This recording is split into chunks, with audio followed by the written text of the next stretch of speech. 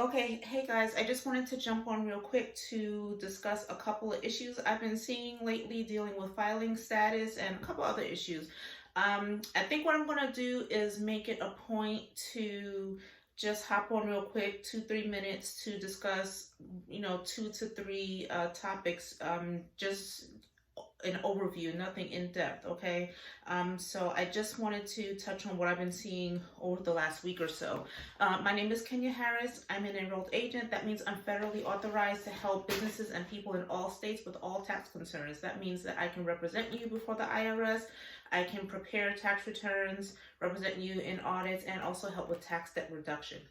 Okay, so first thing I'm seeing is issues with married filing separately with kids. So I need to make sure that you all understand that if you're filing separately, but you have children, the IRS requires the parent with the highest AGI to claim the child. You can't decide who's going to claim the child between the two parents. The IRS requires the parent with the highest AGI to claim the child. So I'm going to ask for information regarding your income and your spouse's income in order to determine if you can actually claim that child or not, okay?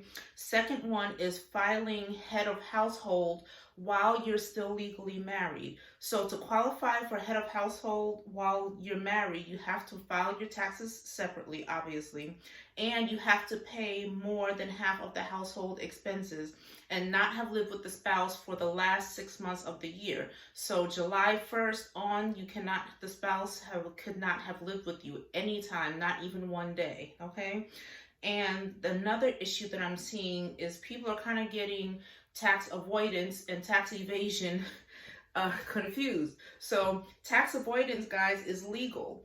Tax avoidance is actually written into the tax code. An example of tax avoidance is credits, deductions that you can use to decrease your tax liability. That's tax avoidance. It's illegal ways to not pay tax.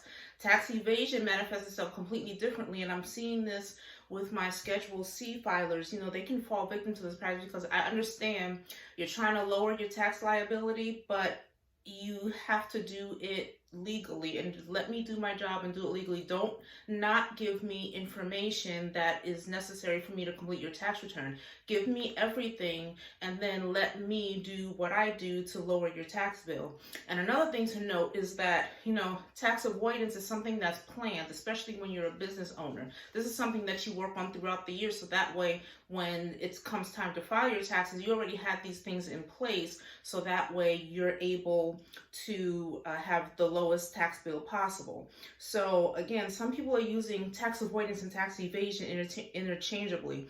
They're underreporting income, or some people who are small business owners, maybe have a side hustle. They might, fix cars, do hair, or something on the side, and they're fabricating income records because they haven't kept track of their income all year. And that's what I mean by you have to tax avoidance is done throughout the year. That means keeping records all year. That means having a separate bank account, so that way all of your business transactions and your business income and expenses go through your bank account. That's tax planning, even something as simple as that. So that way you have adequate records, so that way you're not raising any red flags with the IRS to get audited.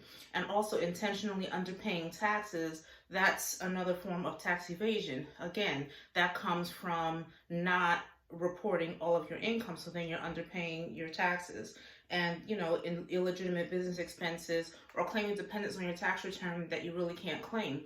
Now, you can do this intentionally or unintentionally, going back to married filing separately with kids.